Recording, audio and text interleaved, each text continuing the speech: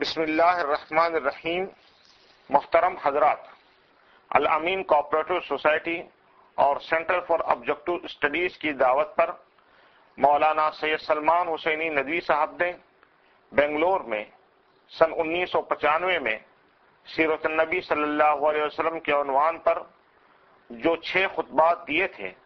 انہیں اہل بھٹکل کی ویب سائٹ bhatkalis.com میں پیش کیا جا رہا ہے۔ یہ خطبات urduaudio.com پر بھی دستیاب ہیں۔ سماعت فرمائیے مولانا سید سلمان حسینی ندوی صاحب کے خطاب غزوات نبوی صلی اللہ علیہ وسلم کا دوسرا حصہ۔ اس قدر آوازاری سے دعا کر رہے تھے کہ دیکھنے والے کو بھی آپ کی حالت پہ ترس آئے۔ ابو بکر صدیق رضی اللہ تعالیٰ عنہ پیچھے کھڑے تھے، انہوں نے حضور اکرم صلی اللہ علیہ وسلم کے شانے پر ہاتھ رکھا اور اس کے بعد کہا حسبک یا رسول اللہ، حضور بس کافی ہے،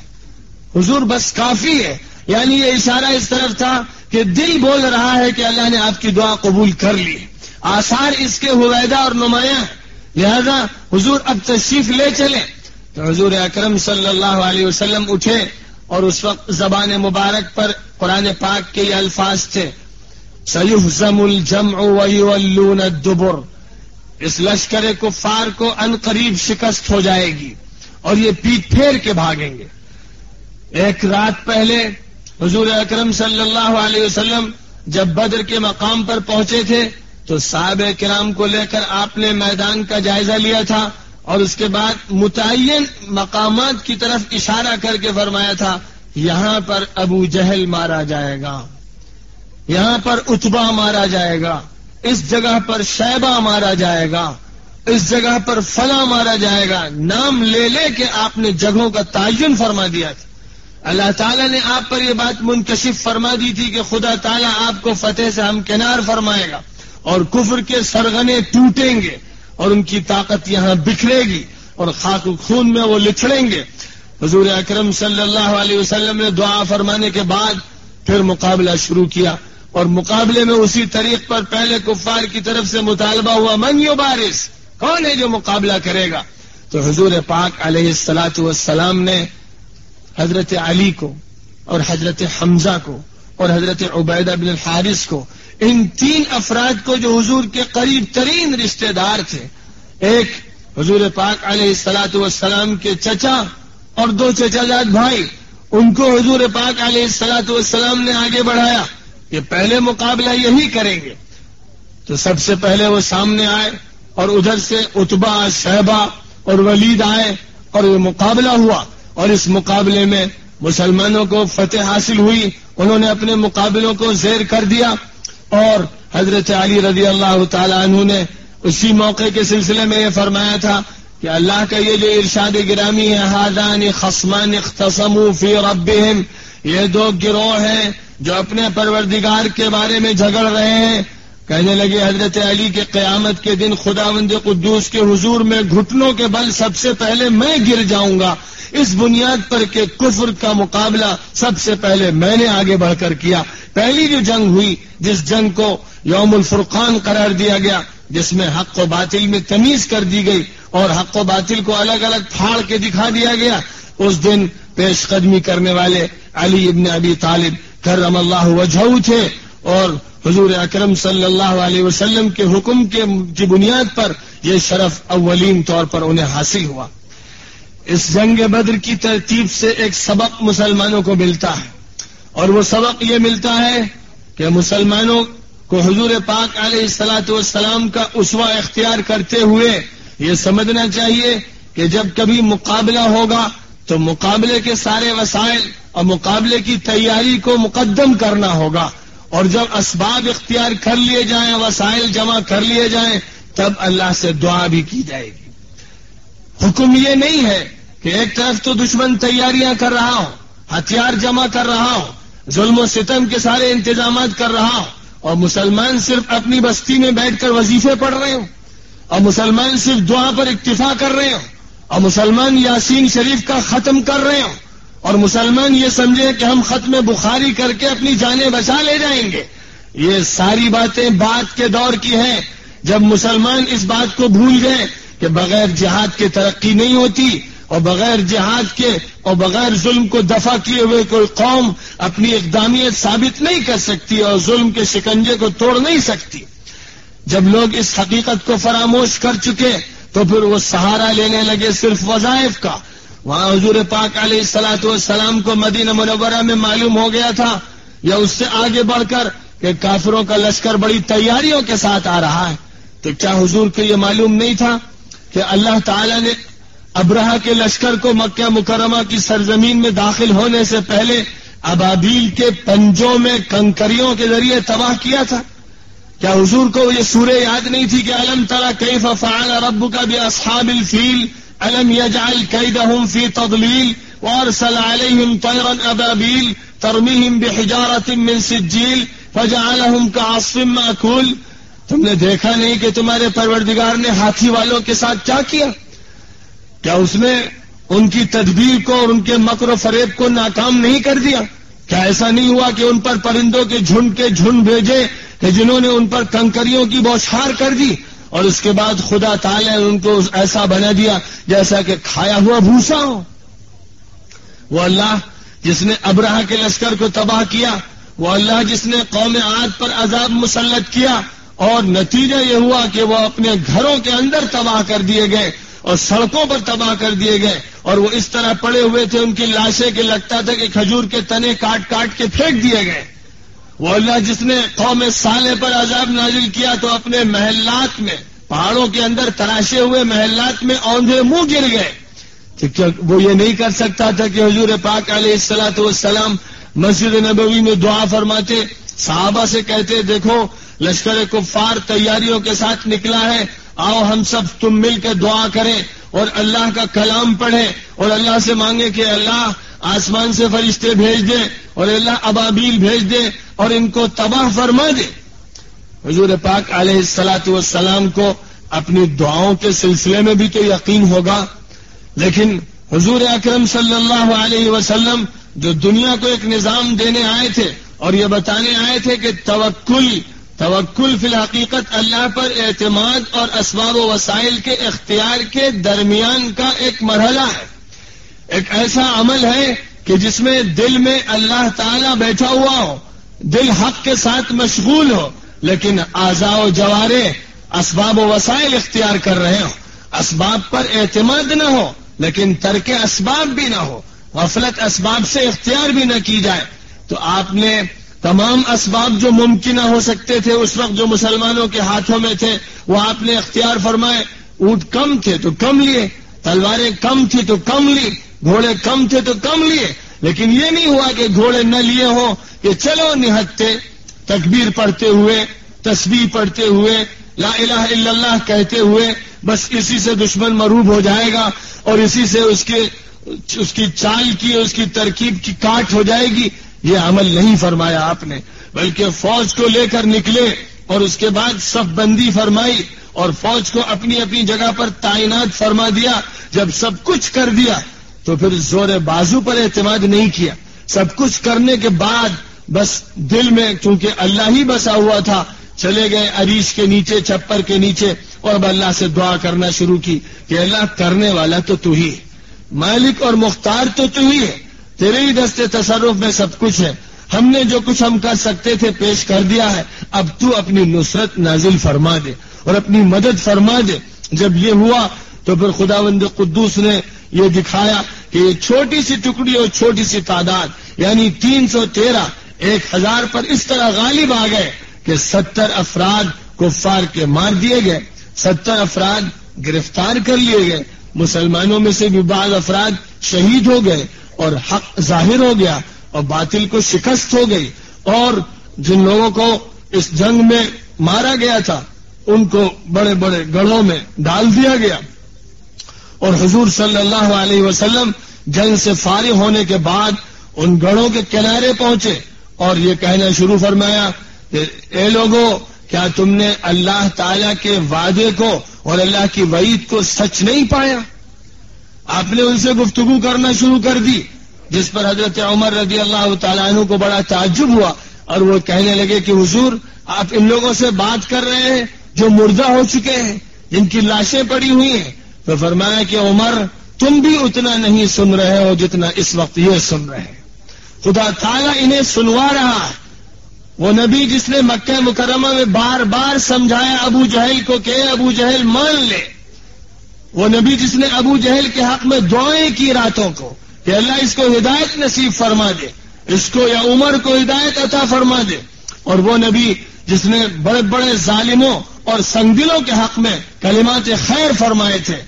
آج ان کا دل دکھی تھا کہ وہ جنگ پر آمادہ ہوئے بغیر نہ رہے اور انہوں نے جنگ چھیڑی، اور اس کے نتیجے میں آج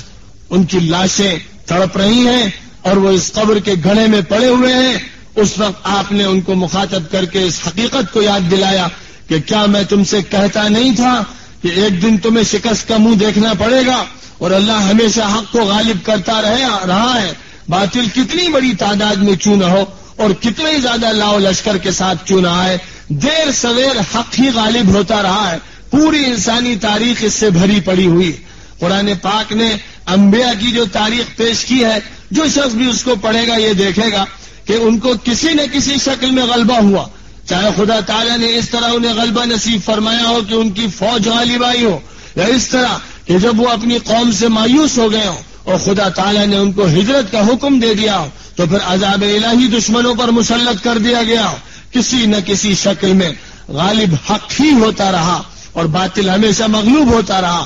حضور اکرم صلی اللہ علیہ وسلم کو اس حقیقت پر یقین تھا، لیکن جب آپ کو فتح ہو گئی تو اللہ تعالیٰ نے فرمایا وَمَا رَمَيْتَ إِذْ رَمَيْتَ وَلَكِنَّ اللَّهَ رَمَى. اے محمد صلی اللہ علیہ وسلم، جب تم نے پھینکا تھا تو تم نے نہیں پھینکا تھا بلکہ اللہ نے پھینکا تھا. اشارہ ہے اس طرف کہ جب جنگ ہو رہی تھی تو حضور صلی اللہ علیہ وسلم نے ایک مٹھی مٹی لی اور اس مٹی کو کافروں کی طرف پھینکتے ہوئے فرمایا شاہت الوجوہ، شاہت الوجوہ، یہ چہرے بگڑ جائیں. تو اس ایک مٹھی مٹی کو جو پھینکا گیا تو سارے کافروں کی آنکھوں میں یہ دھول جا کے پڑی، ان کے سر پر یہ مٹی گری. خدا تعالیٰ نے معجزانہ طریقے پر اس مٹی کو ان سب کی آنکھوں میں ڈالا. اب یہاں یہ فرمایا جا رہا ہے کہ جب تم نے پھینکا تھا تو تم نے نہیں پھینکا، کیونکہ اگر انسان صرف پھینکے اور بس تو پھر وہ ایک مٹھی مٹی تھوڑے سے فاصلے پہ جا کے گر جائے گی، کچھ پھیلے گی، 2-4 آدمیوں کی آنکھوں میں پڑ سکتی ہے، لیکن 1000 افراد کی آنکھوں میں اس مٹی کا پڑنا اور ان کے سر پہ ملنا یہ محض اللہ تعالیٰ کی قدرت کا کام تھا. لہذا یہاں خدا تعالیٰ نے اپنی قدرت کی طرف اشارہ کرتے ہوئے فرمایا وَمَا رَمَيْتَ إِذْ رَمَيْتَ وَلَكِنَّ اللَّهَ رَمَى. جب تم نے مارا تھا تو فی الحقیقت تم نے نہیں مارا تھا بلکہ اللہ نے مارا تھا. اور یہ بھی فرمایا وَلَقَدْ نَصَرَكُمُ اللَّهُ بِبَدْرٍ وَأَنْتُمْ أَذِلَّةٌ فَاتَّقُوا اللَّهَ لَعَلَّكُمْ تَشْكُرُونَ. خدا تعالیٰ نے مقام بدر پر تمہاری نصرت فرمائی تھی جبکہ تم کمزور تھے، تو بس اللہ سے ڈرتے رہنا تاکہ تم شکر گزار بن جاؤ. اسلامی تاریخ کی یہ پہلی جنگ ہے، اور اس پہلی جنگ میں آپ دیکھ رہے ہیں کہ 13 سال تک جنہوں نے تحمل کیا، جنہوں نے برداشت کیا، جن پر ظلم و ستم کیا گیا، ان کو جب اجازت دی گئی تو یہ کہہ کر کہ وہ مظلوم ہیں، وہ ستم رسیدہ ہیں، گھروں سے بے گھر کیے گئے ہیں، ان کی جائیداد اور املاک کو لوٹا گیا ہے، تو پھر اب کیا ان کا یہ کام نہیں ہے کہ وہ اس کا جواب دے اور اس کا مقابلہ کریں؟ کیا عدل و انصاف کا یہ تقاضا نہیں ہے؟ خداوند قدوس نے تو صاف طور پر ارشاد فرما دیا وَأَعِدُّوا لَهُم مَّا اسْتَطَعْتُم مِّن قُوَّةٍ وَمِن رِّبَاطِ الْخَيْلِ تُرْهِبُونَ بِهِ عَدُوَّ اللَّهِ وَعَدُوَّكُمْ وَآخَرِينَ مِن دُونِهِمْ لَا تَعْلَمُونَهُمْ اللَّهُ يَعْلَمُهُمْ. تم ان دشمنوں کے مقابلے کے لیے جو بھی ممکنہ طاقت ہو اسے تیار کرو اور گھوڑے بھی باندھ کے رکھو تاکہ تم اللہ کے دشمنوں پر روک طاری کر دو. اور اللہ ان دشمنوں کو جانتا ہے جن کو تم بھی نہیں جانتے ہو. اللہ ان سے واقف ہے اور وہی اللہ انہیں سزا دے گا. تو حکم یہ دیا گیا ہے کہ مسلمانوں کی یہ ذمہ داری ہے، اہل حق کی یہ ذمہ داری ہے کہ وہ پوری تیاری کریں. تیاری کے معاملے میں ان کی طرف سے کوتاہی بالکل نہ ہو، وہ حکمت عملی پوری اختیار کریں، اس میں ان کی طرف سے کوتاہی نہ ہو، اور ساتھ ساتھ اس درجے تیاری کریں اور اس درجے مقابلے کے لیے تیار رہیں کہ جس سے دشمن پر روب طاری ہو سکے. یعنی اگر وہ لوہا رکھتا ہے تو یہ صرف لکڑی پر اکتفا نہ کرے، اگر وہ بندوق رکھتا ہے تو صرف تیر پر اکتفا نہ کرے. ان کے پاس بھی وہ ہتھیار ہونے چاہیے کہ جن کے ذریعے سے وہ دشمن کا مقابلہ کر سکے، بلکہ اس پر روب طاری کر سکے. آپ دیکھیں گے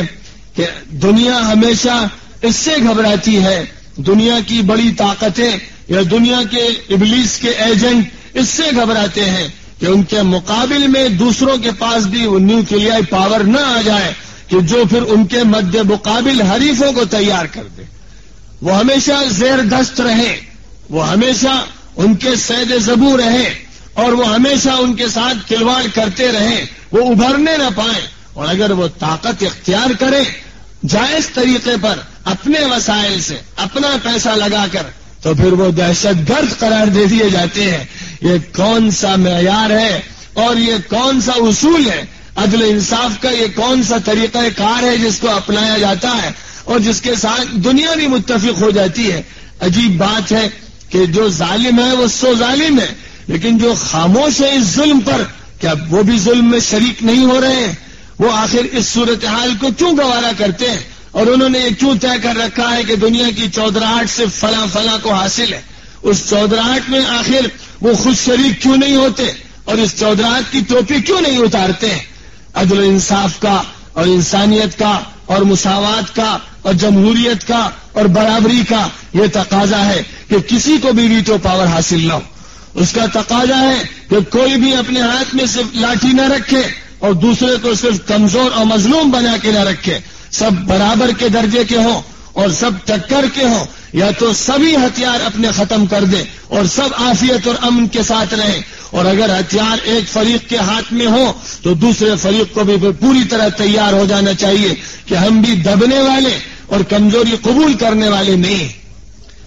حضور اکرم صلی اللہ علیہ وسلم جنگ بدر سے فارغ ہوئے اور اس جنگ کی خبر جب مکہ مکرمہ پہنچی ہے تو گھر گھر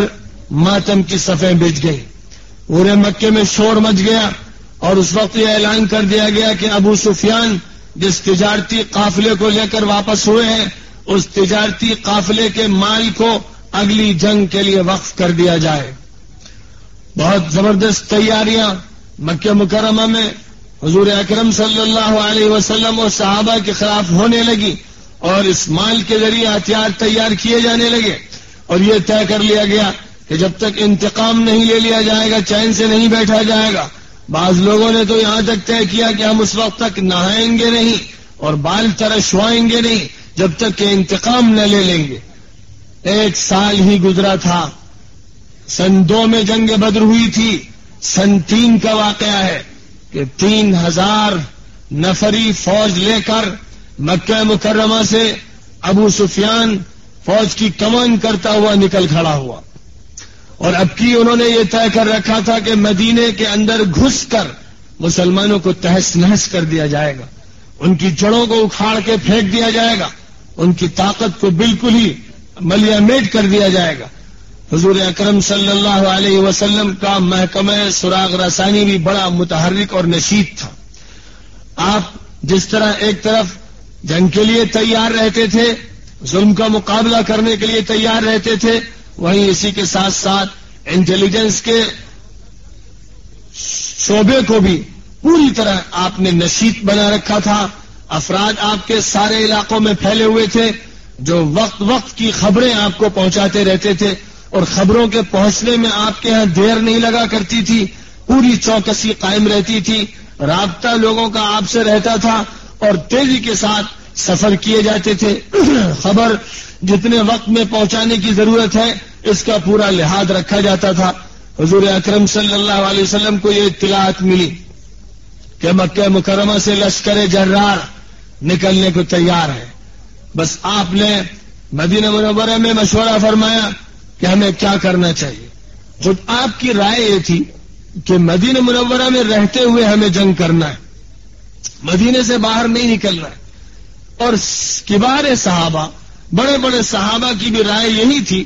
کہ ہمیں اپنے علاقے میں رہتے ہوئے اب کی جنگ کرنا ہے، دشمن کو مدینے کے اندر آنے دینا ہے اور اپنے محلوں میں اسے گھسنے دینا ہے. جب وہ ہمارے محلوں میں گھسے گا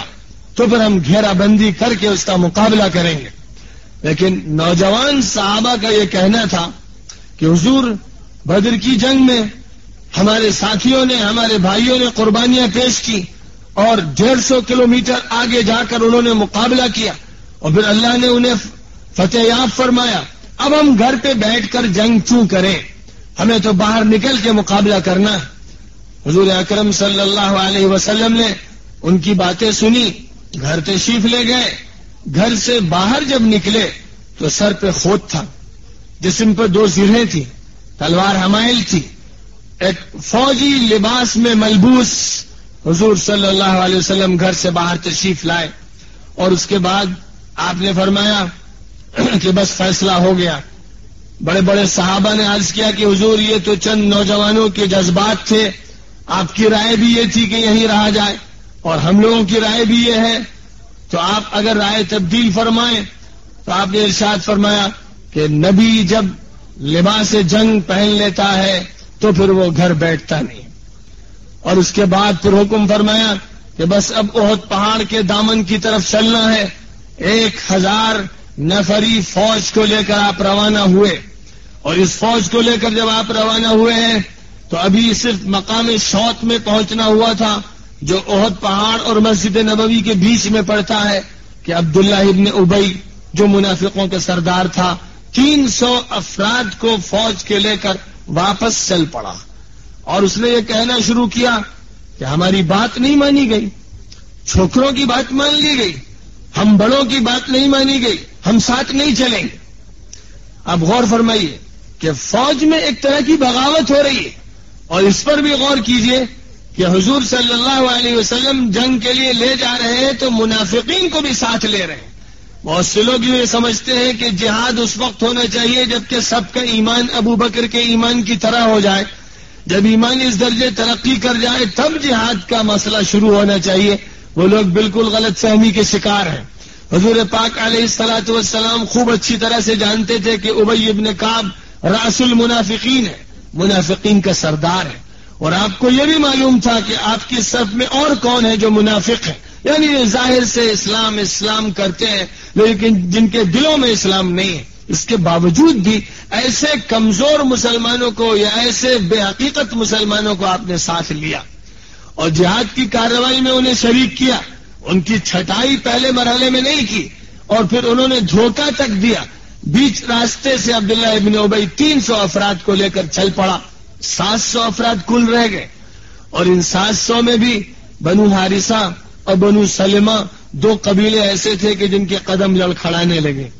اور قریب تھا کہ وہ بھی پلٹ جاتے، لیکن خدا تعالی نے ان کو ثابت قدمی نصیب فرمائی اور ان کے دل میں یہ بات آئی کہ کتنی بے غیرتی اور بے شرمی کی بات ہوگی کہ حضور اکرم صلی اللہ علیہ وسلم تو جہاد کے لیے جائیں اور آپ کے ساتھ آپ کے وفادار ساتھی جائیں اور ہم اس موقع پر نکمے پن کا ثبوت دیں اور ہم پیچھے پلٹیں. یہ نہیں ہوگا. بس اس کے بعد پھر وہ آگے بڑھ گئے یہاں تک کہ حضور اکرم صلی اللہ علیہ وسلم احد پہاڑ کے دامن میں پہنچے. سب بندی فرمائی. 50 تیر اندازوں کو احد پہاڑ کے قریب ایک چھوٹی سی پہاڑی پر عبداللہ ابن جبیر کی قیادت میں تعینات فرمایا کہ اگر پیچھے سے کوئی لشکر کفار حملہ آور ہو تو پھر تم تیروں کی بوچھار کر دینا اور اس کو آگے بڑھنے مت دینا اور خوب چوکنا رہنا اور تم کسی حالت میں بھی اس پہاڑی کو مت چھوڑنا. اگر تم یہ بھی دیکھو کہ ہمیں شکست ہو گئی تب بھی تم اس پہاڑی پر سے مت اترنا. حضور صلی اللہ علیہ وسلم نے اتنی تاکید کے ساتھ حکم فرما دیا اور اس کے بعد جنگ چھڑی. جنگ کے پہلے ہی وہلے میں مسلمانوں کو فتح حاصل ہونے لگی. کافروں میں بھگدڑ مچ گئی اور عورتیں بھاگ بھاگ کے پہاڑیوں پہ چڑھنے لگی، مرد بھاگنے لگے، مسلمان ان کا تعاقب کرنے لگے. مال غنیمت بھی انہیں حاصل ہونے لگا. جس مال کو چھوڑ چھوڑ کر وہ بھاگ رہے تھے، جو لوگ اس پہاڑی پر تعینات تھے، جب انہوں نے یہ منظر دور سے دیکھا کہ مسلمان تعاقب کر رہے ہیں اور کفار بھاگتے چلے جا رہے ہیں اور اپنا مال چھوڑ رہے ہیں اور مسلمان مال غنیمت کو اکٹھا کر رہے ہیں، تو انہیں یہ خیال ہوا کہ جنگ تو اب جیت ہی لی گئی ہے، لہذا ہم کو بھی مال غنیمت کے جمع کرنے میں شریک ہو جانا چاہیے اور پہاڑی اب چھوڑ ہی دینی چاہیے. لوگ اترنے لگے عبداللہ ابن جبیر نے یاد دلایا کہ حضور صلی اللہ علیہ وسلم نے فرمایا تھا کہ پہاڑی کو چھوڑنا نہیں ہے، لیکن انہوں نے کہا کہ حضور کا یہ مطلب تھوڑی تھا کہ یہی قیامت تک رہنا ہے، آپ کا مقصد صرف یہ تھا کہ جب تک جنگ ہو اس وقت تک رہا جائے، اب جنگ جیتی جا چکی ہے لہذا ہمیں اترنا چاہیے۔ آخر ہوا یہ کہ اکثر لوگ اتر گئے، عبداللہ ابن جبیر اور بعض ساتھی رہ گئے۔ ادھر وہ آگے بڑھ رہے تھے کہ اچانک وہی ہوا جس کا اندیشہ تھا، کفار کی طرف سے ان کے گھڑ سوار فوج کے سپہ سالار خالد ابن الولید گھڑ سوار فوج کو عقب سے لے کر آ گئے۔ پیچھے سے اس فوج نے حملہ کیا، چند لوگ جو پہاڑی پر تعینات تھے انہوں نے حملے کو روکنے کی کوشش کی لیکن انہیں کامیابی نہیں ملی، آخر وہ شہید ہوئے۔ اور اس کے بعد گھوڑ سوار فوج نے مسلمانوں کا تعاقب کرنا شروع کیا۔ ادھر مسلمانوں میں یہ بات پھیل گئی کہ پیچھے سے حملہ ہو گیا اور وہ یہ سمجھے کہ ہمارے پیچھے کافر ہی ہیں، پلٹ کر انہوں نے حملہ کیا۔ ادھر سے پیچھے کفار کی فوج، آگے مسلمانوں کی فوج، اور بیچ میں وہ مسلمان جو پہاڑی چھوڑ کر نکلے تھے۔ نتیجہ یہ ہوا کہ کافروں کے ہاتھوں سے بھی ان میں سے بہت سے لوگ شہید کر دیے گئے اور خود مسلمانوں کی تلواروں سے بھی بعض زخمی ہو شہید ہو گئے۔ حضرت حذیفہ رضی اللہ تعالی عنہ کے والد محترم حضرت یمان اسی حلقے میں تھے۔ ایک مسلمان کی تلوار ان پر اٹھی اور سیکنڈوں میں اس نے ان کا کام تمام کر دیا۔ حضرت حذیفہ نے دیکھا کہ تلوار چمک رہی، چیخے میرے والد، لیکن بس اتنا لفظ نکلنا تھا کہ اس سے پہلے تلوار نے گردن ان کی کاٹ دی اور وہ شہید ہو گئے۔ تو حضرت حذیفہ دل پکڑ کے رہ گئے اور بس یہ کہنے لگے یغفر اللہ لکم، اے مسلمانوں اللہ ہی تمہیں معاف کرے۔ یعنی اس وقت بھی انہوں نے سوچا کہ غلطی سے یہ ہو گیا اور میری بات لوگوں تک پہنچ نہیں سکی، اس سے پہلے ہی وار ہو گیا، اللہ ہی تمہیں معاف کر دے۔ حضور پاک علیہ الصلوۃ والسلام نے اس وقت فرمایا کہ حذیفہ ہم ان کی دیت ادا کریں گے۔ تو حضرت حذیفہ نے کہا کہ حضور نہیں، میں ان کی دیت قبول نہیں کروں گا، بس دعا فرمائیں، غلطی سے یہ واقعہ ہو گیا، وہ شہید ہو گئے، مسلمان ہی کے ہاتھ سے شہید ہو گئے، بس اب آپ دعا فرمائیے۔ یہ جنگ ایسی جنگ ہے کہ جس میں ایک طرف تو کچھ حضرات سے یہ غلطی ہوئی اور اس غلطی کی بنیاد پر مسلمانوں کو فتح کے بعد شکست کا مزہ چکھنا پڑا، لیکن یہ جنگ جانثاری اور جان سپاری اور وفاداری کی ایسی شاندار نمونہ بن گئی ہے کہ تاریخ میں پھر ایسی کوئی مثال پیش کرنا مشکل ہے۔ یہ جنگ ایسی جنگ ہے کہ جس میں صحابہ کرام نے فداکاری کے ایسے جذبات پیش کیے ہیں کہ جن جذبات کو دیکھ کر آسمان بھی رشک کرتا ہوگا اور زمین بھی قدم چومتی ہوگی۔ حضرت ابو دجانہ وہ صحابی ہیں جو حضور کے لیے ڈھال بن گئے، دشمنوں کے تیر برس رہے ہیں اور دجانہ کھڑے ہیں حضور پاک علیہ الصلوۃ والسلام سے۔ ابو دجانہ کہہ رہے ہیں حضور اپنا سر مبارک نیچے رکھیے، کہیں ایسا نہ ہو کہ آپ کو کوئی تیر لگ جائے۔ ان کی پیٹھ پر تیر آ کے چبھ رہے ہیں، تیر ان کی پیٹھ کو چھیدتے چلے جا رہے ہیں، خون بہ رہا ہے، لیکن وہ حضور کو ایک تیر لگنے نہیں دے رہے ہیں اور یہ کہہ رہے ہیں کہ حضور بس آپ اپنی حفاظت فرما لیجئے، مجھے یہ گوارا نہیں ہے کہ آپ کو کوئی تیر لگ جائے۔ اس طرح ابو دجانہ ڈھال بنے ہیں۔ حضرت طلحہ کا حال یہ تھا کہ جب تیروں کی بوچھار ہو رہی تھی تو اپنے ہاتھوں سے تیر روکتے تھے، ہاتھ پورا کا پورا شل ہو کے رہ گیا تھا، لیکن انہوں نے جان کی بازی لگا دی۔ حضرت ام عمارہ جو ایک خاتون تھی، اور خواتین اسلام جنگوں میں شریک ہوتی تھی اس مقصد کی خاطر کہ وہ نرسوں کا کام کریں گی، اور اس معاملے میں حضور پاک علیہ الصلوۃ والسلام نے دنیا کے سامنے یہ نمونہ پیش کیا کہ آپ کی اہلیہ محترمہ، سب سے زیادہ محبوب اہلیہ محترمہ یعنی عائشہ صدیقہ رضی اللہ تعالی عنہا جنگ میں فرسٹ ایڈ کا کام کیا کرتی تھی، اور آپ کی چہیتی بیٹی حضرت فاطمہ رضی اللہ تعالی عنہا جنگ میں ایک فرسٹ ایڈ کا کام کرنے والی خاتون بن جاتی تھی۔ زخمیوں کی مرہم پٹی کرنا، مشقیں بھر بھر کے لانا، زخمیوں کو پانی پلانا اور ان کی خدمت کرنا،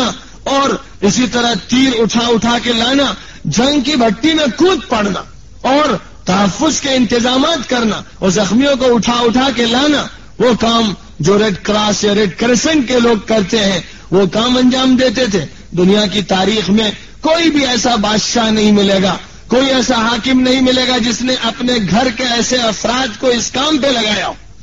لیکن حضور پاک علیہ الصلوۃ والسلام نے اپنے گھر کو لا کے حاضر کر دیا کہ ایک طرف داماد ہیں علی ابن ابی طالب جو میدان جنگ میں کھڑے، ایک طرف محبوب چچا ہیں جو مقابلے کے لیے سب سے پہلے نکل رہے ہیں، اور ایک طرف چہیتی بیٹی فاطمہ ہے جو جنگ میں خدمت انجام دے رہی ہیں، اور ایک طرف چہیتی بیوی عائشہ ہے جو جنگ کی خدمت انجام دے رہی ہیں۔ اور اس سے صاف ظاہر ہے کہ جب حضور کی اہلیہ محترمہ اور حضور کی صاحبزادی اس جنگ میں نرس کا کام کر رہی ہیں، فرسٹ ایڈ کا کام کر رہی ہیں، تو پھر دیگر خواتین کیوں نہ آتی ہوں گی اور کیوں نہ وہ قربانی پیش کرتی ہوں گی۔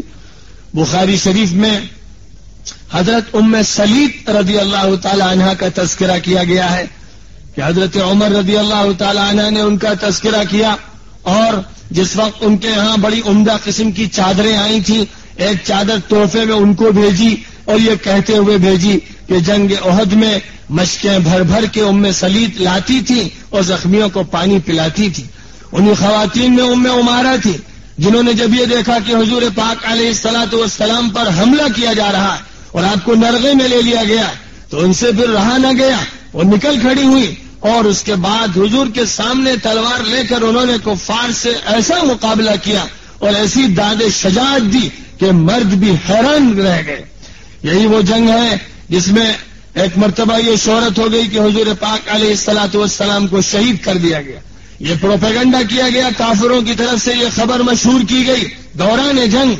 انس ابن النضر رضی اللہ تعالی عنہ بڑھتے چلے جا رہے تھے، دیکھا کہ چند صحابہ ہاتھ پہ ہاتھ ڈالے بیٹھ گئے ہیں، کہا کہ کیا بات ہے، کیوں بیٹھے ہوئے ہو؟ تو کہنے لگے کہ حضور ہی شہید ہو گئے، اب رہ کیا گیا دنیا میں، دنیا انجاری ہو گئی۔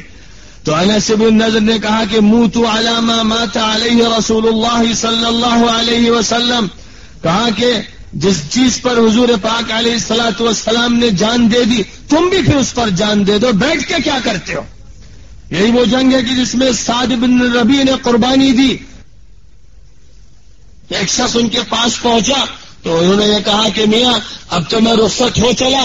اور حضور پاک علیہ الصلوۃ والسلام کے پاس جانا، میرا سلام عرض کر دینا اور یہ کہہ دینا کہ دعا فرما دیجئے، اور مسلمان بھائیوں سے یہ کہہ دینا کہ یاد رکھو کہ اگر حضور کو گزن پہنچی اس حالت میں کہ تم میں سے کسی کی آنکھ کھلی تھی اور تمہارے جسم میں جان تھی تو خدا کے سامنے پھر تمہاری کوئی دلیل باقی نہیں رہ جائے، کہیں ایسا نہ ہو کہ حضور پاک علیہ الصلوۃ والسلام کو گزن پہنچ جائے۔ یہ وہ موقع تھا جس میں صحابہ کرام نے جانثاری اور قربانی کی ایسی ایسی مثالیں پیش کی ہیں کہ دنیا اس کے سامنے انگشت بدندہ کھڑی رہ گئی، حیرت میں پڑ گئی کہ انسان اس درجے میں قربانیاں پیش کر سکتا ہے۔ حضور کے سامنے صحابہ کرام مقابلہ کر کر کے گر رہے تھے اور جام شہادت نوش کرتے چلے جا رہے تھے۔ حضرت انس ابن ربیع نے جب قربانی پیش کی اور شہید ہوئے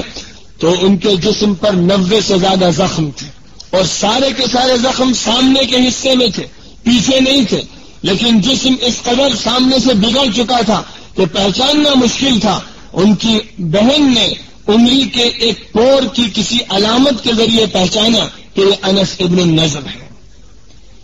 حضور پاک علیہ الصلوۃ والسلام نے احد کی جنگ لڑی جس میں 70 مسلمان شہید ہوئے، اور بدر کی جنگ میں 70 کافر مارے گئے تھے۔ اس موقع پر 70 مسلمان شہید ہوئے تو ابو سفیان نے کہا جنگ بدر کا بدلہ ہو گیا،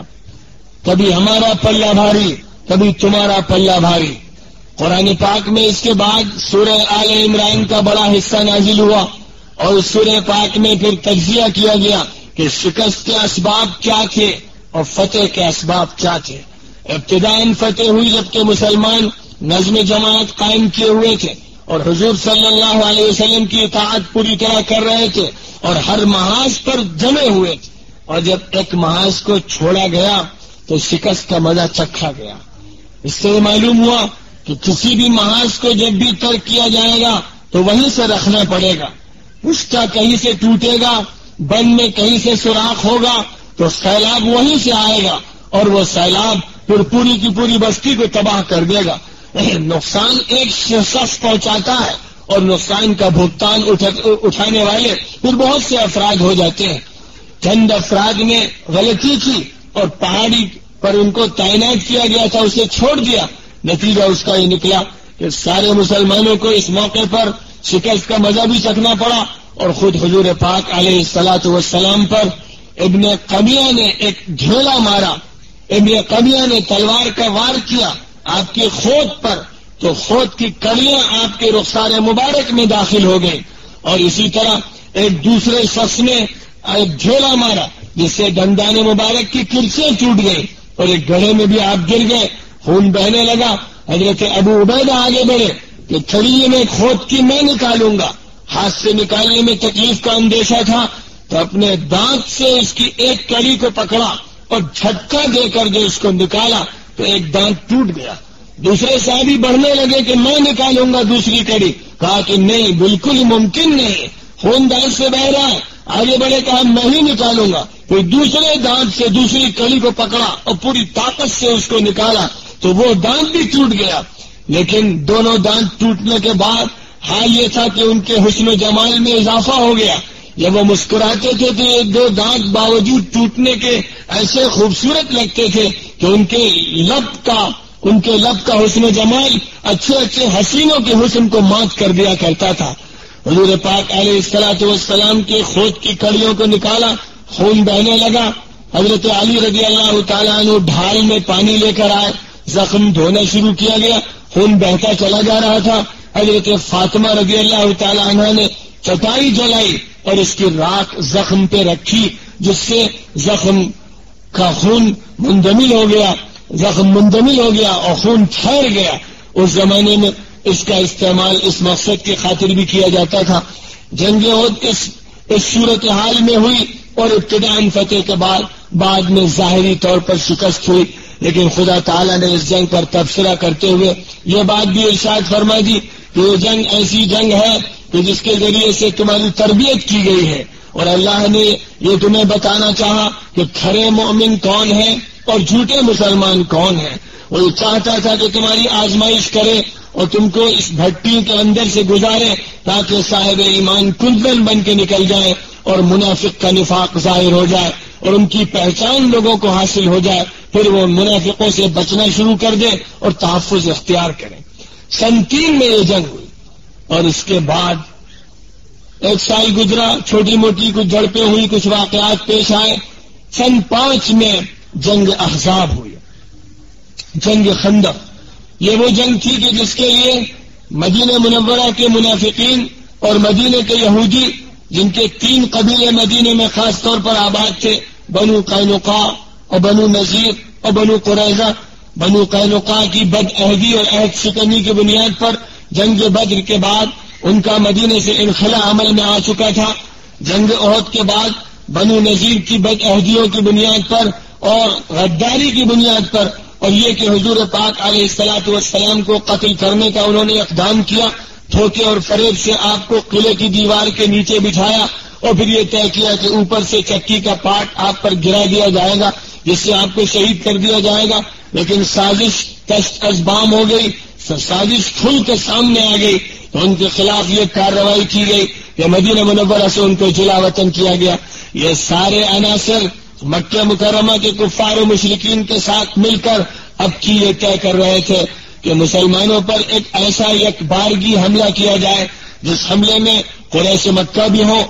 غطفان کے قبیلے کے لوگ بھی ہوں، اور مکہ اور مدینے کے راستے میں رہنے والے قبائل کے افراد بھی ہوں، اور مکہ مدینے کے اندر سے یہودی بھی ہوں، اور منافقین بھی اس ساز باز میں شریک رہے، اور اس کے بعد مسلمانوں کے قدم ایسے اکھاڑے جائیں اور اب کی اس طرح سے ان کو توڑا جائے کہ پھر وہ پنپ نہ سکے۔ یہ جنگ ایسی جنگ تھی کہ جس سے مسلمانوں کی آنکھیں پتھرا گئیں اور ان کے کلیجے منہ کو آ گئے۔ قرآن پاک میں ایک پوری سورۃ الاحزاب کے نام سے نازل ہوئی۔ اس جنگ کے بعد اس سورہ پاک کا نزول ہوا اور اس سورہ پاک میں اس بات کا تذکرہ فرمایا گیا ہے کہ مسلمانوں پر صورتحال ایسی ہو گئی کہ اذ جاؤکم من فوقکم ومن اسفل منکم واذ زاغت الابصار وبلغت القلوب الحناجر وتظنون بالله الظنون هنالك ابتلي المؤمنون وزلزلوا زلزالا شديدا۔ یاد کرو اس وقت کو جب کہ دشمن اوپر سے بھی تمہارے اوپر چڑھ آیا تھا اور نیچے سے بھی نشیبی علاقے سے بھی دشمن تم پر آ رہا تھا، اور جب آنکھیں تمہاری پتھرا گئی تھی، اور تمہارے کلیجے منہ کو آ رہے تھے اور مسلمانوں کو پوری طرح جھنجھوڑ دیا گیا تھا، ہلا کے رکھ دیا گیا تھا. اس وقت مسلمانوں کی بڑی سخت آزمائش ہو رہی تھی. ایسے حالات میں جبکہ چاروں طرف سے دشمن اکٹھے ہو رہے تھے، حضور اکرم صلی اللہ علیہ وسلم کو یہ فکر لاحق ہوئی کہ اتنی بڑی تعداد میں چوطرفہ حملہ ہونے جا رہا ہے، اب ہمیں کیا کرنا چاہیے. صحابہ اکرام سے آپ نے مشورہ کیا. حضرت سلمان فارسی رضی اللہ تعالیٰ عنہ جو اصلاً ایران کے رہنے والے تھے اور جنگی تجربات ایران میں انہیں حاصل ہو چکے تھے، طویل عمر انہوں نے پائی تھی. ایران سے عراق اور عراق سے شام اور شام سے حجاز کا سفر کر کے آئے تھے. بہت سی دنیاؤں سے واقفیت انہوں نے حاصل کی تھی. وہ مشورے میں شریک تھے. انہوں نے عرض کیا کہ حضور، ہمارے ہاں ایران میں ایسی جنگوں کا مقابلہ کرنے کے لیے خندق کھود دی جاتی ہے اور اس خندق کے ذریعے ہم دشمن پر روک لگاتے ہیں کہ وہ گھستا چلا نہ آئے، ہمارے اس کے درمیان ایک حائل ہو جائے. حضور اکرم صلی اللہ علیہ وسلم نے حضرت سلمان فارسی کے اس مشورے کو قبول فرمایا. پھر یہاں پر یہ چیز دیکھنے کی ہے کہ نبی باوجود اس کے کہ خدا تعالیٰ کی وحی کا مرکز ہے اور اللہ کا پیام آپ کے پاس آتا ہے، لیکن خدا تعالیٰ اپنے نبی کی بھی آزمائش فرماتا ہے اور ان کے ساتھ اہل ایمان کی بھی آزمائش فرماتا ہے اور انہیں اس کا موقع دیا جاتا ہے کہ وہ اپنی عقل اور اپنی فہم اور اپنے تدبر اور اپنے اجتہاد کا استعمال کرتے ہوئے فیصلے لیں. حضور اکرم صلی اللہ علیہ وسلم نے سلمان فارسی کے مشورے کو قبول کیا اور اس کے بعد بس یہ طے پایا کہ جلد از جلد جبل احد سے جبل سلا تک شمال کے علاقے میں جو کھلا ہوا حصہ ہے، اس پورے حصے میں ایک گہری اور چوڑی خندق کھود دی جائے. تقریباً 10 فٹ چوڑی اور تقریباً 10 فٹ گہری خندق کھودنے کا عمل شروع کیا گیا. اس وقت مسلمان فقر و فاقے کے عالم میں تھے، وسائل ان کے پاس کم تھے، ان کے پاس مزدور نہیں تھے، 2 الگ الگ طبقے نہیں تھے. 3000 کے قریب مجموعی طور پر تعداد تھی ان لوگوں کی کہ جو جنگجو حیثیت رکھتے تھے اور جو محنت اور مشقت کر سکتے تھے. حضور اکرم صلی اللہ علیہ وسلم نے تمام لوگوں کے درمیان زمین تقسیم کر دی کہ اتنی زمین کی کھدائی سب کو کرنی ہے، اور خود حضور پاک علیہ الصلوۃ والسلام خندق کی کھدائی میں شریک کار ہو گئے. خندق کھودی جانے لگی، ایک چوڑی اور گہری خندق، اور یہ سلسلہ یہاں تیزی کے ساتھ رواں تھا، یہاں تک کہ ایک ایسی چٹان آ گئی اس خندق کے درمیان میں جو کسی سے ٹوٹتی نہیں تھی. لوگ آئے حضور اکرم صلی اللہ علیہ وسلم کی خدمت میں اور اس کیا کہ حضور ایک چٹان ایسی آ رہی ہے کہ جو ٹوٹ نہیں رہی ہے، خطرہ یہ ہے کہ یہ چٹان اگر رہے گی تو دشمن اسی طرف سے پار ہو کے آ جائے گا. آپ نے فرمایا کہ بتاؤ وہ چٹان کہاں ہے. حضور اکرم صلی اللہ علیہ وسلم کو لے کر صحابہ کرام اس چٹان کے پاس گئے. آپ نے ہاتھ میں کدال لی اور ایک مرتبہ اس پر ضرب کاری لگائی، چنگاریاں اٹھی تو فرمایا کہ ان چنگاریوں نے عراق کے محلات میرے سامنے روشن کر دیے. پھر ایک اور مرتبہ کدال ماری، چنگاریاں اٹھی تو فرمایا کہ شام کے محلات میرے سامنے روشن ہو گئے. اور اس کے بعد پھر ایک اور مرتبہ آپ نے کدال ماری اور پھر یہ فرمایا کہ یمن کا علاقہ میرے سامنے روشن ہو گیا ہے. اور پھر آپ نے جو ضرب کاری لگائی ہے تو وہ چٹان اس طرح بھربھرا گئی جیسے ریت کا کوئی توغا ہو. وہی چٹان بھربھرا کر ریت کی طرح بہہ کے رہ گئی اور وہ راستہ بھی صاف ہو گیا. حضور اکرم صلی اللہ علیہ وسلم جب کھدائی کے عمل میں مشغول تھے تو پیٹ پر 2 پتھر بندھے ہوئے تھے اور یہ اس بات کی علامت تھی کہ 2 دن کا فاقہ ہے. اس زمانے میں عربوں کو فاقہ ہوتا تھا تو پیٹ پر برابر قسم کے سڈول سے پتھر باندھ لیتے تھے تاکہ پیٹ بھی بالکل درست رہے اور پیٹ بھی تھوڑا سا ابھرا ہوا معلوم ہو. ان کی غیرت اس کو گوارا نہیں کرتی تھی کہ کسی دوسرے کو یہ اندازہ ہو کہ میں بھوکا ہوں،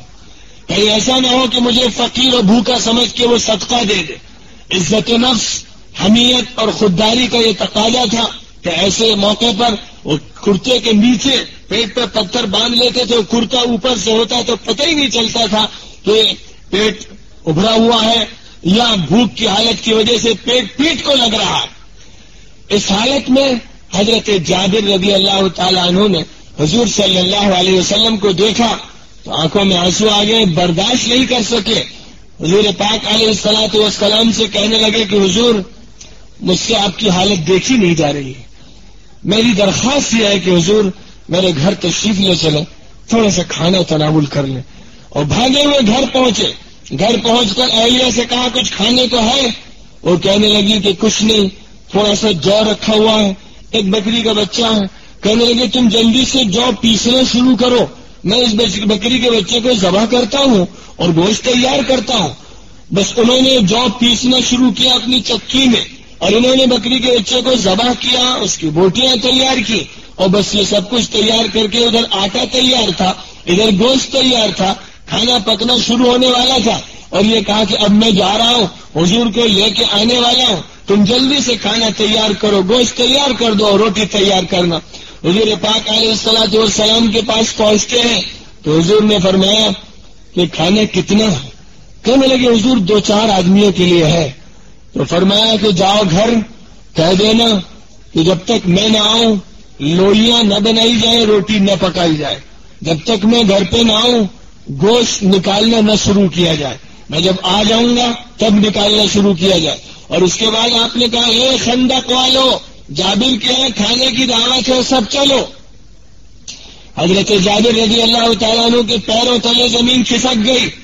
وہ سوچنے لگے کہ 3-4 آدمیوں کا بمشکل کھانا ہے، اور حضور پاک علیہ الصلوۃ والسلام 1000 افراد کو جو قریب میں موجود تھے دعوت دے رہے ہیں، کیا ہوگا؟ بھاگے ہوئے گھر آئے، اور گھر آ کر یہ کہنے لگے بیوی سے کہ حضور پاک علیہ الصلوۃ والسلام سب کو لے کر آ رہے ہیں۔ تو بیوی پہلے تو بڑی ناراض ہوئی کہ میں نے تم سے کہا تھا کہ حضور کے کان میں جا کر چپکے سے کہنا کہ کھانا تھوڑا سا ہے، آپ اور 2-4 افراد تشریف لے آئے، تم نے معلوم ہوتا ہے شور مچا دیا ہوگا۔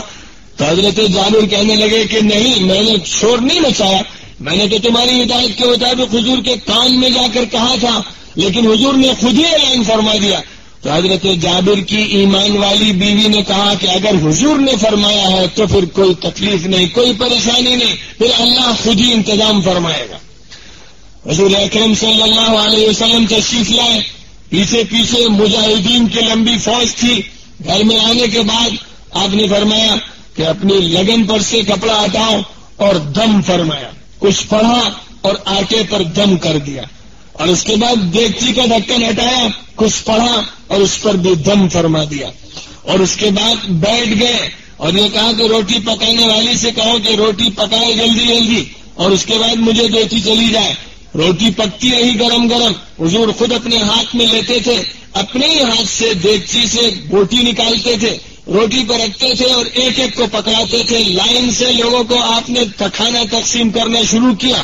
ایک ایک فرد آگے بڑھتا تھا اور روٹی تیار ہوتی چلی جاتی تھی اور آپ دیتے چلے جاتے تھے۔ حضرت جابر رضی اللہ تعالی عنہ کا کہنا ہے کہ میں نے دیکھا کہ 1000 افراد نے کھانا کھایا، اور اس کے بعد پھر حضور اکرم صلی اللہ علیہ وسلم نے کھایا، اور پھر آپ نے فرمایا کہ جابر اب تم لوگ کھا لینا اور آس پڑوس کے گھر میں بھجوا دینا۔ حضرت جابر کہتے ہیں کہ میں نے دیگچی کا ڈھکن جب ہٹایا تو گوشت اسی طرح بھرا ہوا تھا اور ابل رہا تھا، اور میں نے جب روٹی کی لگن، آٹے کی لگن کو دیکھا تو آٹا لگتا تھا کہ اس میں سے ایک لوئی بھی نہیں لی گئی ہے، آٹا بھی اسی طرح موجود تھا، وہ بھی بڑھتا چلا جا رہا تھا اور گوشت بھی بڑھتا چلا جا رہا تھا۔ حضرت جابر کا کہنا ہے کہ میں نے اپنی آنکھوں سے یہ منظر دیکھا ہے کہ وہ کھانا جو 3-4 آدمیوں کے لیے کافی تھا، 1000 افراد نے سیل شکم ہو کر کھانا کھایا اور خود حضور نے تناول فرمایا، پھر ہم لوگوں نے کھایا اور آس پڑوس میں بھی بطور ہدیہ بھیج دیا۔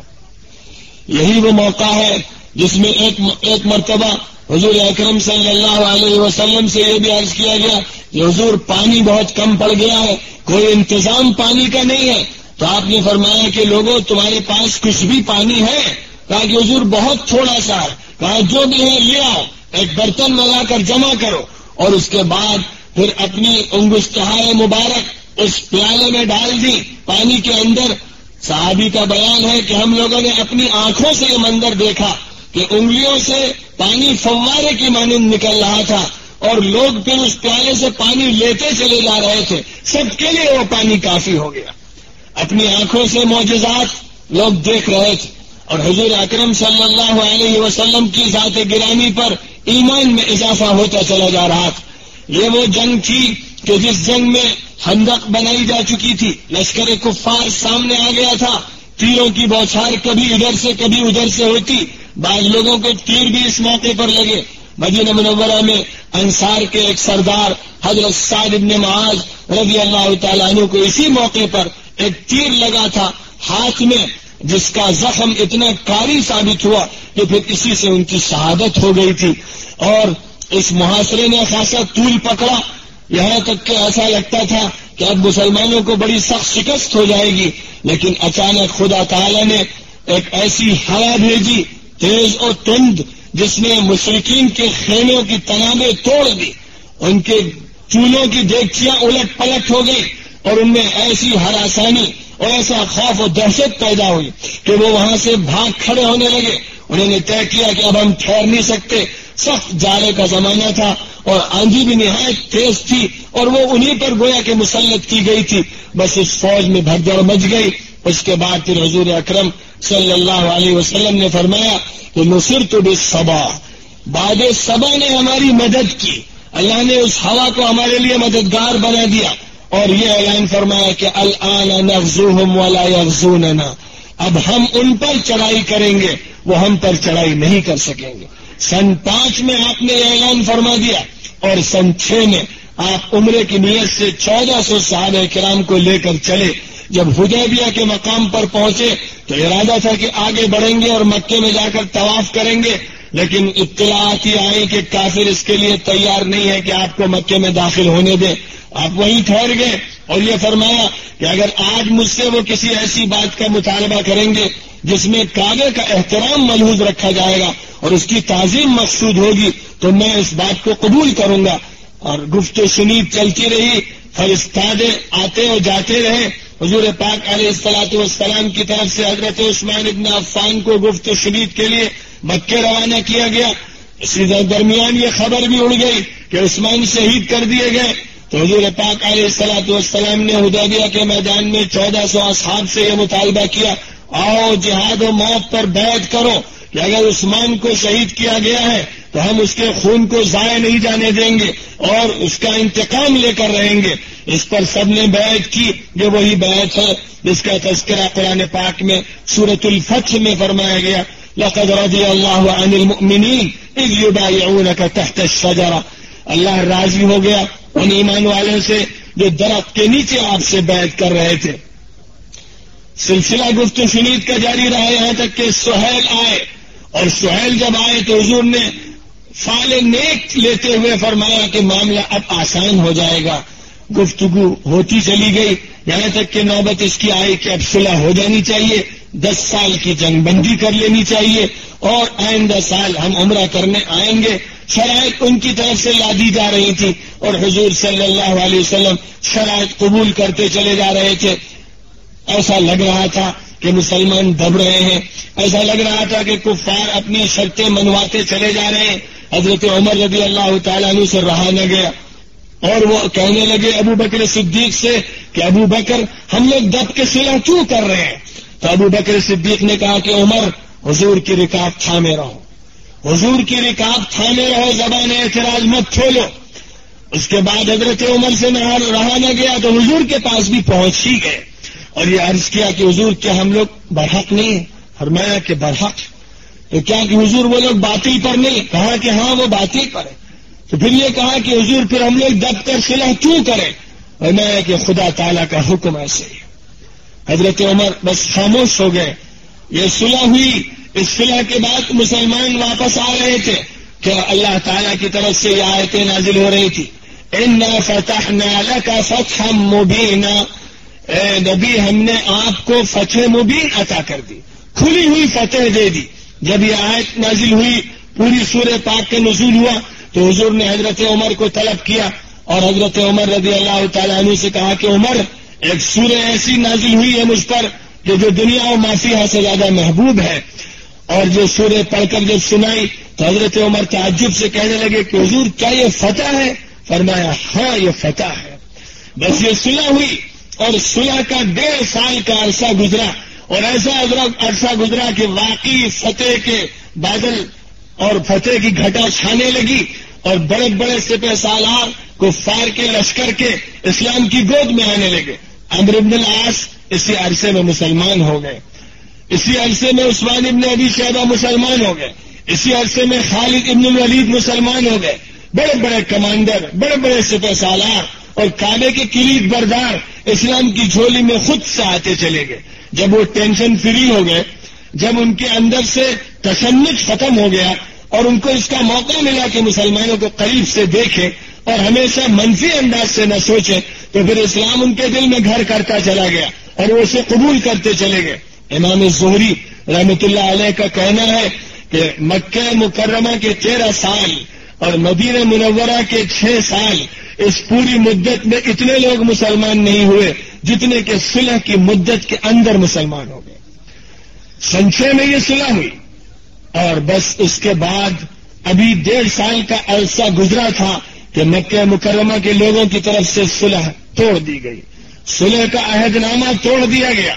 عہد میں یہ بات معاہدے میں طے پائی تھی کہ بنو بکر مکے والوں کے ساتھ رہیں گے، بنو خزاعہ مسلمانوں کے ساتھ رہیں گے اور دونوں کسی پر ظلم نہیں کریں گے اور جنگ بندی مکمل طور پر نافذ رہے گی. لیکن بنو بکر نے بنو خزاعہ پر مکے میں حملہ کیا، قریش نے ان کی مدد کی اور اس طرح صلح کا عہد نامہ توڑ دیا گیا. اور اس صلح کو توڑنے میں مکے والوں نے پیش قدمی کی تو بس حضور پاک علیہ الصلاۃ والسلام نے اعلان فرما دیا کہ اب کی مکہ مکرمہ کی طرف چلنا ہے. اپنے خواص سے اصحاب کے درمیان اس کی اطلاع دے دی گئی اور باقی دوسروں کو یہ بات بتائی نہیں گئی. 10,000 افواج لے کر رمضان کے مہینے میں سن 8 ہجری میں حضور اکرم صلی اللہ علیہ وسلم مکے کی طرف روانہ ہوئے. 1 ہفتے کا یہ سفر طے پایا. 17 رمضان المبارک کو جمعے کے دن حضور پاک علیہ الصلاۃ والسلام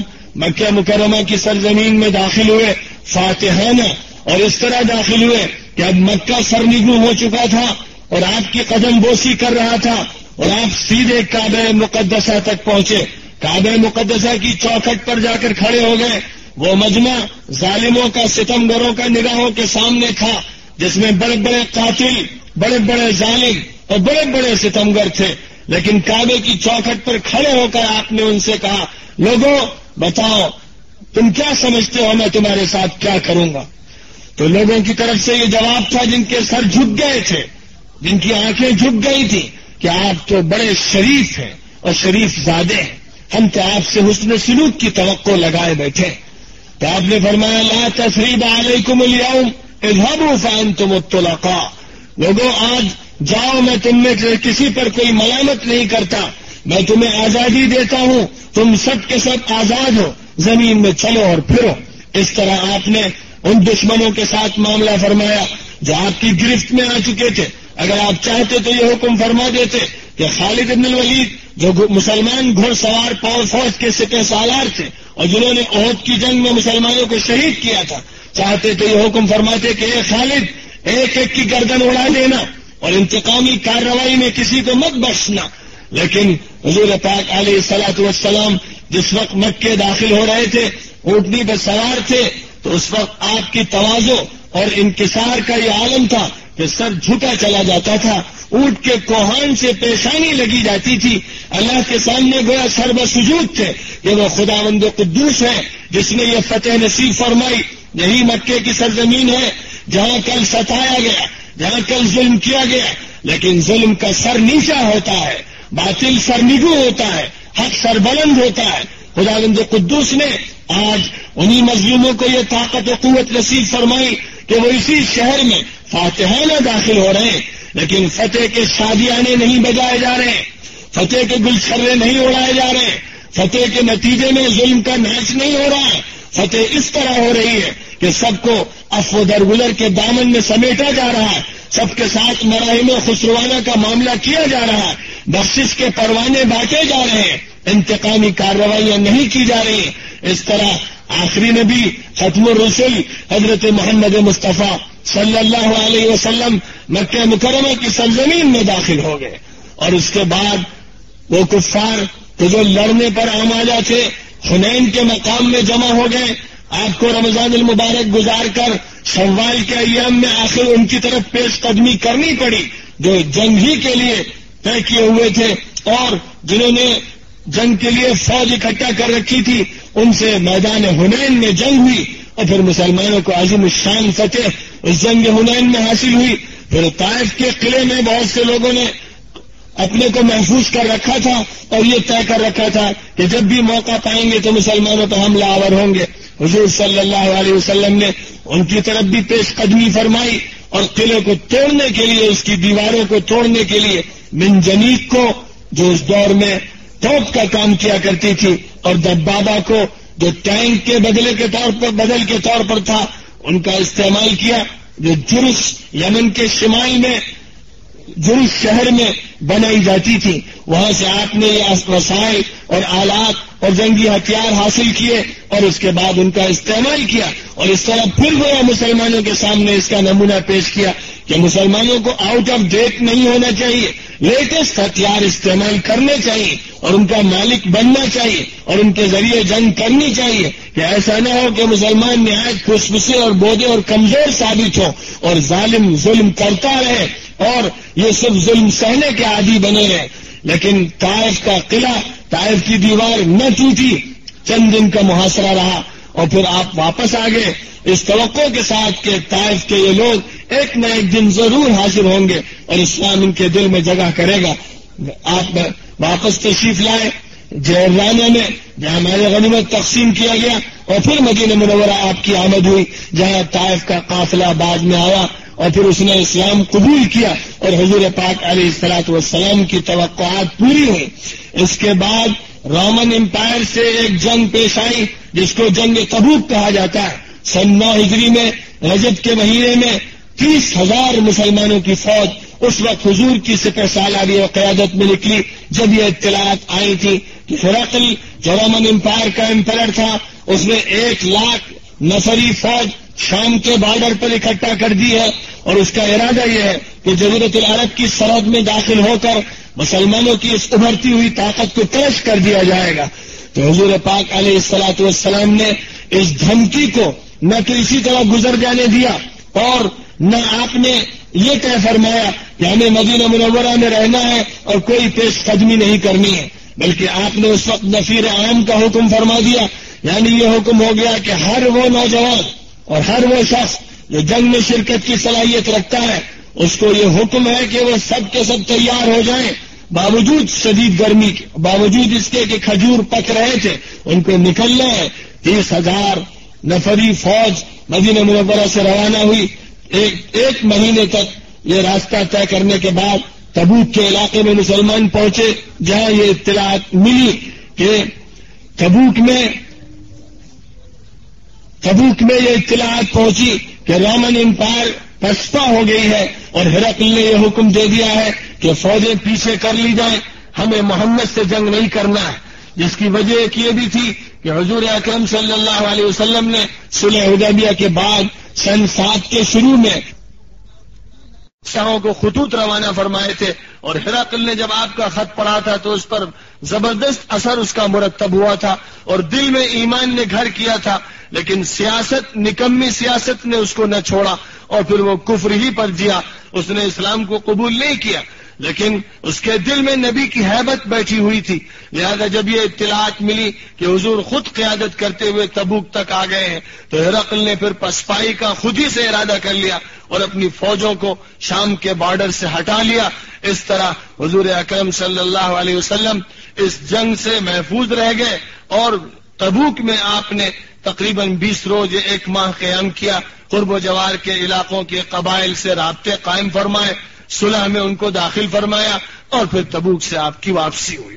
اس سلسلے کی یہ آخری کڑی ہے. تبوک گویا آپ کی آخری جنگ ہے. اس سے پہلے موتا کا علاقہ جو جارڈن میں پڑتا ہے وہاں پر آپ نے ایک سریہ روانہ فرمایا تھا, یعنی صحابہ کرام کی قیادت میں حضرت جعفر طیار اور حضرت عبداللہ ابن رواحہ اور حضرت زید ابن حارثہ کی باری یکے بعد دیگرے قیادت میں ایک 3,000 نفری فوج روانہ کی گئی تھی, جو اس لیے روانہ کی گئی تھی کہ مسلمانوں کے قاصد اور حضور پاک علیہ الصلوۃ والسلام کے پیغمبر کے ساتھ شرحبیل نے جو غسانی حاکم تھا ظلم کیا تھا اور مسلمان سفیر کو شہید کر دیا تھا، لہذا اس کے خلاف کارروائی کے لیے یہ فوج بھیجی گئی تھی اور ہرقل کی فوج سے 3000 فوج ٹکرائی تھی، ایک طرف 1,00,000 کی فوج اور ایک طرف 3000 کی فوج. لیکن اس جنگ میں مسلمان اگرچہ فتح یاب نہیں ہو سکے، اپنی اس فوج کو بچا کر لے آنے میں کامیاب ہو گئے تھے. تو موتا کی جنگ جزیرۃ العرب کے بارڈر پر ہوئی اور تبوک کی جنگ ہوتے ہوتے رہ گئی، لیکن مسلمانوں کی دھاک پورے جزیرۃ العرب پہ بیٹھ گئی اور لوگوں کو یہ بات معلوم ہو گئی کہ حضور پاک علیہ الصلوۃ والسلام کسی بھی شکل میں پسپائی قبول کرنے کے لیے تیار نہیں ہوں گے. یہ حضور پاک علیہ الصلوۃ والسلام کے غزوات کا ایک سرسری سا جائزہ ہے.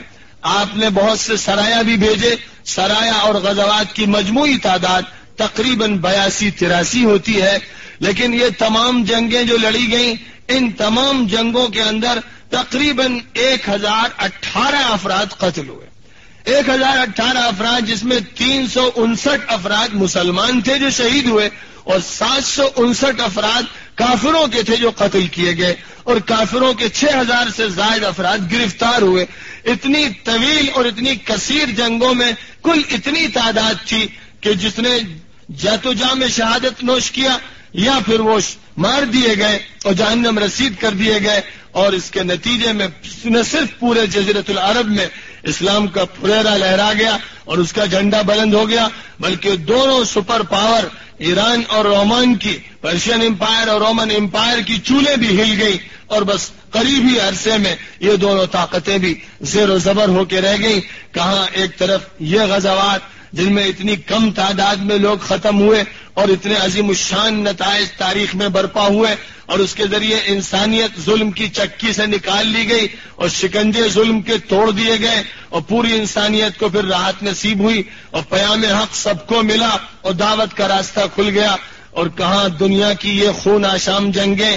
دنیا کی عظیم جنگ اول اور جنگ عظیم ثانی، جن میں لاکھوں انسان ختم کر دیے گئے، جن میں نہ بچوں کو بخشا گیا نہ عورتوں کو. اور کہاں اس دور کی بھی یہ خون چکا جنگیں جن میں ظلم کا نشانہ مظلوموں کو بدترین شکل میں بنایا گیا. ان کا مقابلہ جب حضور پاک علیہ الصلوۃ والسلام کے غزوات سے کیا جائے گا تو سراپا رحمت للعالمین محسوس ہوگی اور یہ بات نظر آئے گی کہ حضور سراپا رحمت تھے پوری انسانیت کے لیے، اور راستے سے صرف ان لوگوں کو ہٹانا چاہا کہ جو اس انسانیت پر ڈکیتیاں مار رہے تھے اور اس انسانیت کو سسکا رہے تھے اور تڑپا رہے تھے اور اس کو راحت و آرام لینے نہیں دے رہے تھے. حضور پاک علیہ الصلوۃ والسلام اس لیے مبعوث فرمائے گئے تھے کہ ان ظالم انسانوں کے شکنجوں کو توڑ دیا جائے تاکہ پوری دنیا میں امن قائم ہو جائے اور سلامتی عام ہو جائے اور پھر دنیا کے امن کو تاراج کرنے والا کوئی فرد باقی نہ رہ جائے. اللہ تعالیٰ نے اپنے نبی برحق کے ہاتھوں یہ کام انجام دیا اور یہ نمونہ انسانیت کے سامنے پیش کر دیا گیا کہ جب کبھی ایسی صورتحال ہو تو اس وقت ظلم کا تماشائی بن کے نہیں رہنا چاہیے، بلکہ ظلم کی کلائی توڑ دینی چاہیے اور ظلم کے شکنجوں کو توڑ کر لوگوں کو آزادی میسر کرانی چاہیے تاکہ وہ کھلی فضا میں سانس لے سکیں اور امن کا لطف حاصل کر سکیں. اللہ تعالیٰ اس دور کے بھی حق پسندوں کو اس کی توفیق عطا فرمائے کہ وقت کے ظالموں کے شکنجوں کو دوبارہ پھر وہ توڑ دیں. وآخر دعوانا ان الحمد للہ رب العالمین. نادر آڈیو تقاریر اور کلام شاعر بزبان شاعر کے 2 منفرد سلسلے، نداء الاسلام کیسٹ سیریز اور کاروان سخن کیسٹ سیریز. ترتیب و پیشکش عبد المتین منیری، دار المعارف امین الدین روڈ، منیر آباد، بھٹکل ین کے. پن کوڈ نمبر 581320 انڈیا. ای میل کا پتہ بازگشت@bhatkal